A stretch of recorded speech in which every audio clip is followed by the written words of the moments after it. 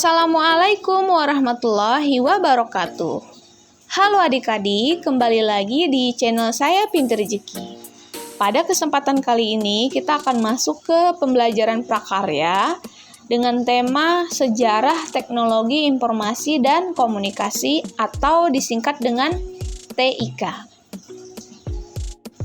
Nah, adik-adik, teknologi informasi dan komunikasi ini tentunya sangat penting untuk kita ketahui, entah yang bersifat spontanitas maupun ilmiah.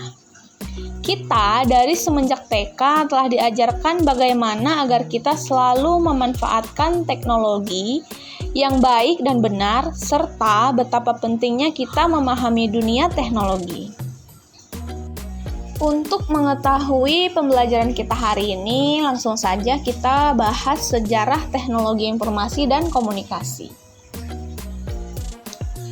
Pada zaman prasejarah, teknologi informasi dan komunikasi yang dilakukan manusia berfungsi sebagai sistem untuk pengenalan bentuk-bentuk yang manusia kenal. Pada zaman sejarah mulai diciptakan dan digunakan alat yang menghasilkan bunyi dan isyarat, seperti gendang, trompet yang terbuat dari tanduk binatang, dan isyarat asap sebagai alat pemberi tanda peringatan terhadap adanya bahaya. Sebelumnya, kita ketahui dulu apa itu komunikasi. Komunikasi adalah penyampaian pesan atau informasi oleh seseorang kepada orang lain. Dalam menyampaikan informasi dapat dilakukan secara langsung maupun menggunakan media komunikasi. Kemudian, beberapa alat komunikasi pada masa lalu antara lain seperti kentongan, daun lontar, lonceng, burung merpati, dan prasasti. Ada juga seperti trompet, asap, serat papirus, dan piktografi. Perkembangan peradaban manusia diiringi dengan perkembangan cara penyampaian informasi, yang selanjutnya dikenal dengan istilah teknologi informasi.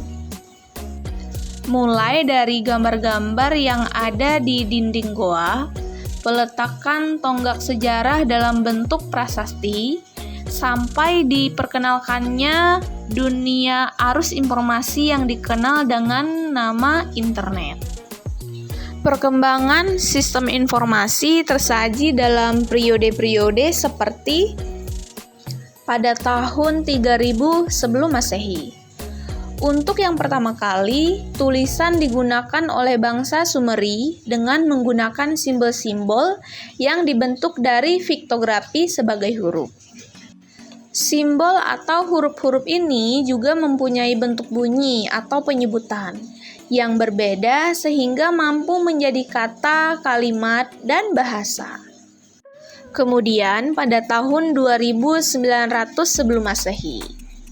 Pada tahun 2900 sebelum Masehi ini, bangsa Mesir kuno menggunakan huruf hieroglif.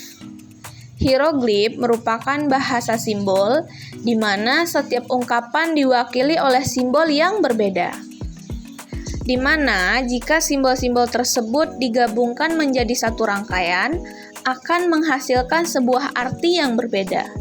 Bentuk tulisan dan bahasa hieroglif ini lebih maju dibandingkan dengan tulisan bangsa Sumeria.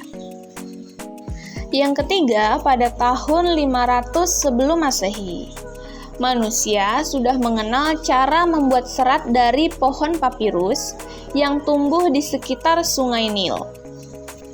Serat papirus dapat digunakan sebagai kertas.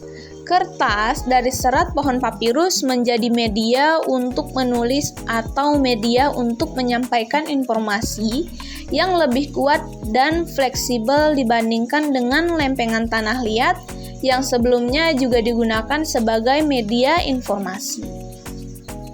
Lalu yang terakhir, tahun 105 Masehi. Pada masa ini, bangsa Cina berhasil menemukan kertas. Kertas yang ditemukan adalah kertas yang kita kenal sekarang.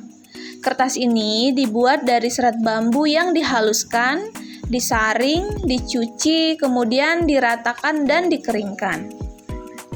Penemuan ini juga memungkinkan sistem percetakan yang dilakukan dengan menggunakan blok kayu yang ditoreh dan dilumuri dengan tinta.